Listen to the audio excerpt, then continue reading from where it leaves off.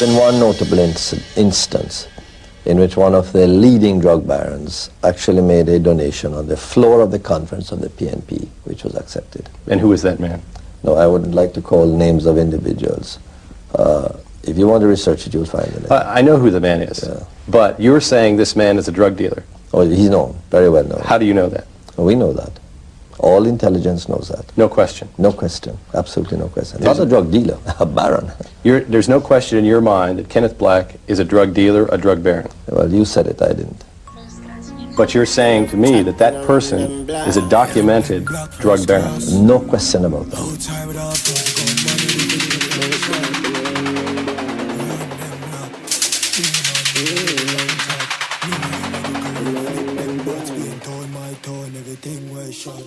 Do a Google search of the name Skeng Don, and more than likely you will see this guy pop up.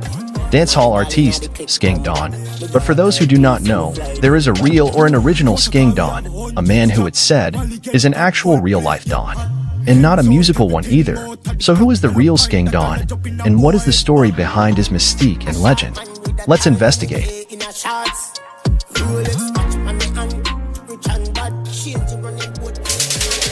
Skeng Don, also known as Skeng Man, given name is Kenneth Black. In 1985, he formed the eponymous label Skeng Don. Among the first releases were Cocoa Teas, We Are the World, Supercats, A Vineyard Party, and Nicodemus, Susie Wong. The latter one, a tale of Nicodemus' Japanese love on the Stagalag rhythm, quickly became one of the most requested songs on radio.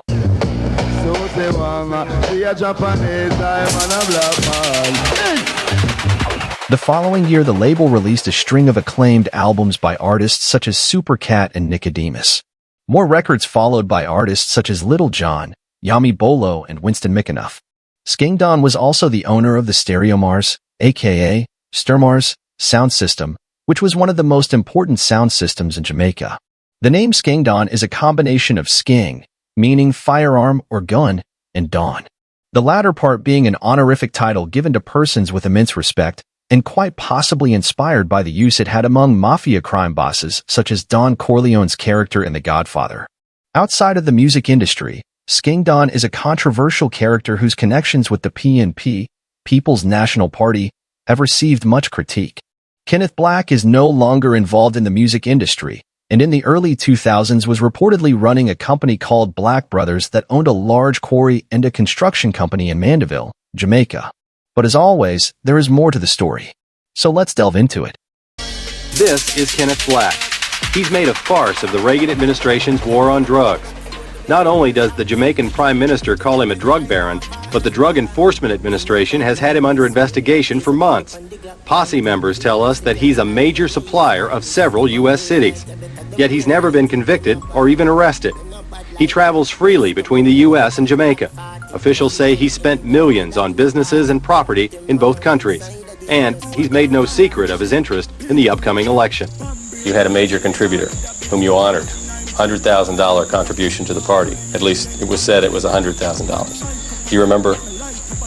Yeah, I remember. It was very open. He brought it up in a great big box. And his name? Not honored. I wouldn't remember his name. I just remember seeing a guy arrive with a box of money and dump it down. Kenneth Black. Is that it? I wouldn't even. You don't remember? No, I don't know if I ever particularly knew his name. I may have known it, but I don't remember the name. But he in fact gave a substantial amount of money to the party. No, I tell you, he came with a box that contained $100,000. He put it down and he turned to the platform and he said, "That is what I think of Seaga's government."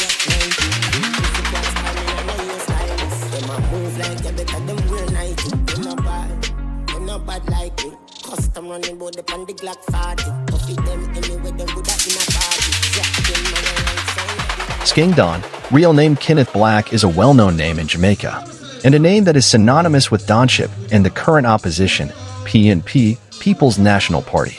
There are many songs that mention his name and rain praises on him, but just how big was he during his prime? A long-lost 1980s article in the Jamaica Gleaner had him as one of the top 3 drug traffickers in the country, but with no conviction or arrest of that nature, his mysticism has only elevated. For as long as most Jamaicans can remember, Skeng Don's name has always orbited around being a PNP power broker in the central region of Jamaica, who, like another infamous contender, Christopher Dudas Coke. The now incarcerated Tivoli Gardens Don also operated a construction company, which, like Skeng, is said to have benefited from several lucrative government contracts. However, while the contracts have dried up since the JLP, Jamaica Labour Party, assumed the reins of political power in Jamaica, Skeng Don remains an influential figure in many inner-city communities island-wide.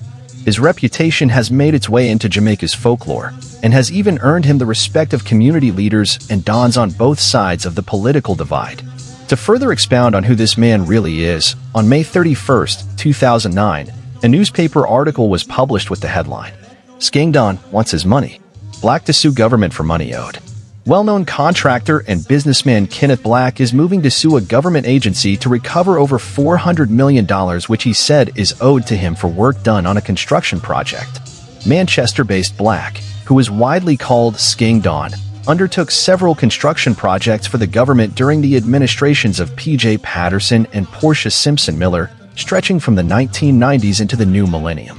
Some of those contracts were questioned by other interests in the construction sector, who cited Black's well-known closeness to the then-ruling People's National Party, PNP, as the reason for his landing the jobs. The article continues. Black is no stranger to high-profile lawsuits, but his inability to collect outstanding monies owed for work done under the PNP regime has led him to take the legal route. People close to Black told the Sunday Observer.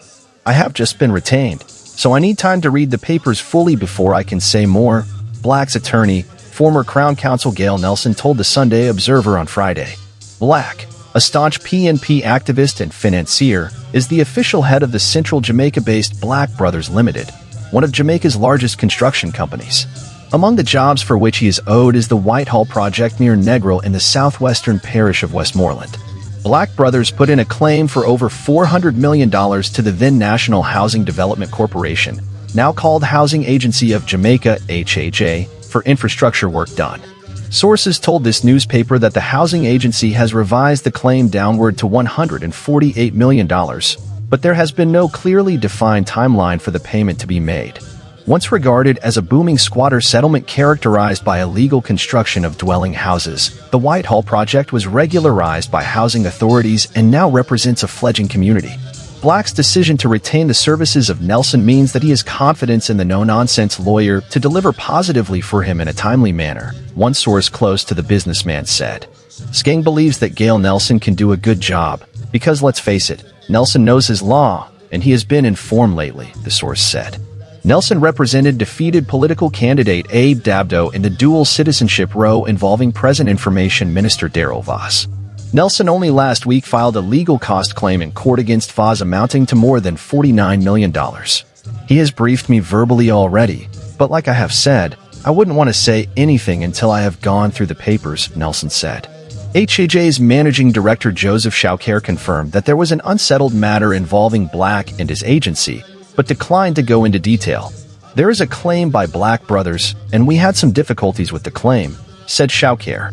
We have made the appropriate recommendation as to how it should be dealt with. We have some concerns about it, and we have expressed those concerns. Black Brothers has worked with several Provident societies under the Operation Pride program, most of which the then NHDC managed and financed. Black is no stranger to high-profile lawsuits. In one of his famous legal missions, he hauled former Prime Minister Edward Seaga before the Supreme Court for statements that the ex-JLP leader made about him at a public function in 2001.